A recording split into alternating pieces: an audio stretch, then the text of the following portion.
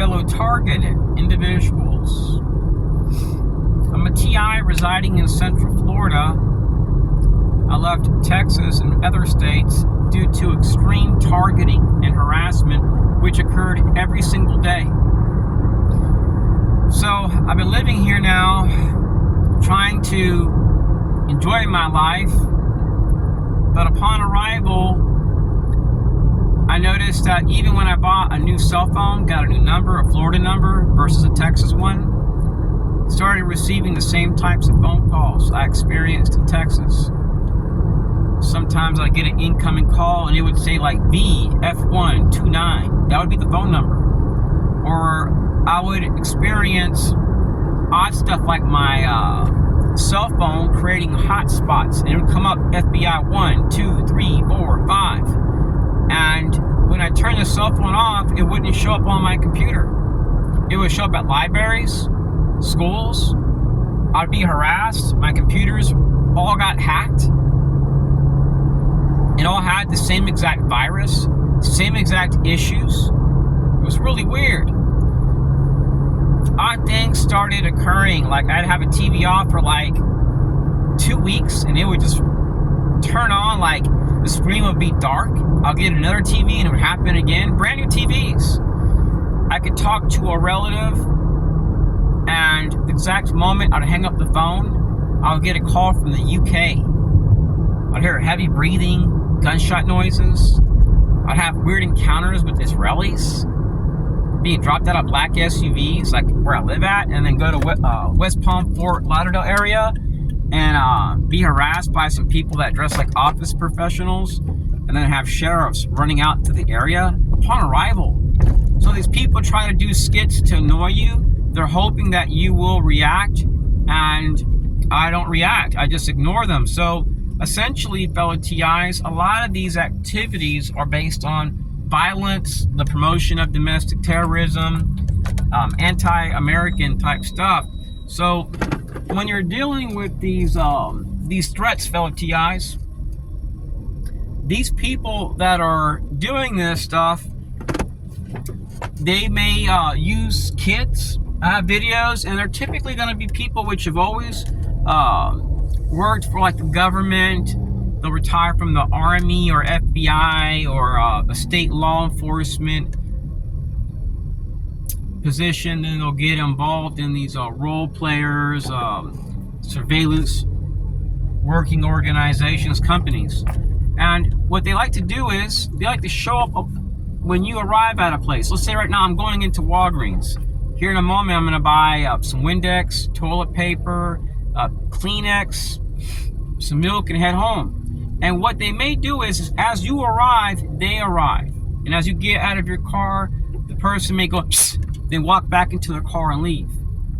It can happen at gas stations. They may come as a group. They may utilize fleets of vehicles. They may, their acquisition and procurement officer or employee may sign up contracts with local businesses, with their government contracts employee. It could be a pest control company. It could be an IT company. It can be a veterans group that is painting on the side. Or it can be a group of ex-Marines that have a small group and they hold them at a city hall or at an American Legion or VFW. So these veterans, they look out for each other, and they get contracts sometimes from certain groups which are supposedly involved in national security. Now, I think the majority of Americans know that the National Security Agency and their partners do not uphold the Constitution. Section 702 is unconstitutional. So when you see these veterans groups saying, oh, we're supporting national security, you're saying you support clandestine activity outside of U.S. laws. Now, I've been in Florida for 5 years. The only gripe has been veterans, radical feminists, people and their kids that are all coming up as disabled veterans. But I'm reporting them at gyms bench pressing 200 pounds, running for miles, riding bikes. I mean, these people don't look disabled. Maybe they're mentally disabled, but not physically. But they have these handicap stickers on their car. So a lot of this stuff is a bunch of BS, fellow TIs. A lot of these guys have PTSD. Because the people that have monitored me, I've had some of them monitored. If some of these guys run miles, they got six-pack stomachs, they got fat paychecks, nothing's wrong with them. They just got a mental issue. They got PTSD and flashbacks. Some of them do have some other health issues, but the majority, from what I've seen, is PTSD. Also, if you go to a mall and you're shopping with family, I live in the Orlando, Florida area, but I drove to Tampa to go to a mall, and the exact moment I get to my car, there's a lady there wearing a shirt that has a skeleton and it's holding a globe. Now, these people may linger around your car. You may notice they may have a group in front of your vehicle, typically elderly veterans. This is a cover for their activities. So I've noted this state by state. So I'm a TI residing in Central Florida. I'm going to pause the video here for a moment. Peace. One odd thing that I noticed about the perpetrators is the amount of Marines that are utilized here in Florida, especially in the Tavares and Estes, Florida area, Tampa, Florida area. Here in Central Florida, there are a tremendous amount of ex-Marines. I had no idea. And sometimes these people would show up as a group at a place like, let me give you an example. I would go to this place called Hidden Waters Preserve. I would drive from the Orlando, Florida area to go out there because I assumed no one's really going to want to go there. Just a dirty trail, dirt trail going through some woods, and they would come as a fleet. Upon arrival, all red vehicles, all ex-Marines. Weird things started occurring. A plane would be dispatched that hasn't been dispatched in a week, that had been grounded for a week.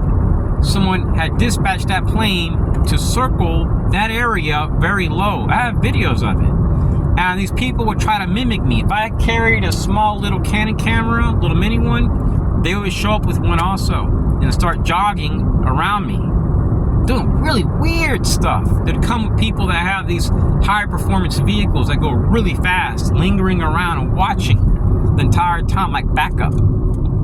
So what these people do is they try to invade your space, your life, and they try to invade your life and make it where you don't feel comfortable taking walks, fishing. It had reached a point, fellow TIs, where I didn't want to eat out, didn't want to go shopping, didn't want to be around family. I had stopped enjoying my life. I even stopped going to church. I pray at home, read the Bible at home. So now I have some issue. I don't know what to call it, but I no longer enjoy eating out. I no longer enjoy fishing. I no longer enjoy playing golf or tennis or going biking no more. I've lost I've lost all joy for my passions in life because those areas have been targeted. Now, I'm not suicidal. I'm not homicidal. My only thoughts are daily on how I can leave the U.S. Before, my thoughts daily were on chihuahuas, sailboats, Asian women. Now I'm all day long. Even while I'm making this video, I'm thinking about how I can leave the U.S., how I can be free from harassment, from homeowners and sheriff's associations, entrapped while in school, slandered by an 8A business vendor and radical feminists. I have videos, fellow TIs, where it shows these people wearing thin black ties and black suits with other people, CIA contractors, and how these people, fellow TIs, can use police and local resources to target people. They go to your schools, they'll harass your families. They don't give a damn about your life. They only care about what's in it for them. So there's some type of social engineering going on in our country. Some of it, fellow TIs, is based on terrorism. And I'm 100% certain, fellow TIs, false flag activities. They are people being utilized as sacrifices for these activities at times, and these people are knowingly doing it. So there has to be some type of satanic agenda these people are willing to die for, based on perversion, anarchy, radical feminism, and what it looks like. That's my guess, because who in their right mind would harass people that are pretty much broke, that have spent all their money on private investigators? Who in the right mind would do that systematically? And in the video I have, it shows some really weird stuff. It didn't matter if it was 7:12 at night, 4:19. Anytime I would get to this area right here, the same lady, she had a blue vehicle with a U.S. government tag. She would show up right here as I'm passing this cul-de-sac. She would show up right here, just kind of yielding for a second. And it was every day. And I have videos of this. And then 0.5 miles away, another lady would be at the same stop sign. Her name was Randy Bram. I reported her to police, but police didn't even do a callback, didn't investigate, they didn't do shit. I do investigations that blow these ex-NYPD cops away. You can't trust ex-NYPD cops, fellow TIs. In my experience, I have an assumption that the CIA at one time must have had a strong partnership with the NYPD, maybe had some plants aside, because I have on file here in Florida ex-NYPD cops. One's retired that called police for a high-risk operation in Mount Dora, Florida. I have an audio on it. I have the radio dispatch, the whole entire audio. I have two other ones. They're both cops here. The reports are inaccurate. They're missing the license tag information. They're like bogus reports. So when you're a TI, you can't, it's sad to say this, you can't really trust all cops. Most are good, but I've never had a cop say, hey, we're going to help you. I've never had a county prosecutor or a state attorney say, we're going to prosecute these people. You know why? They're always under immunity, or they're always under some type of exemption.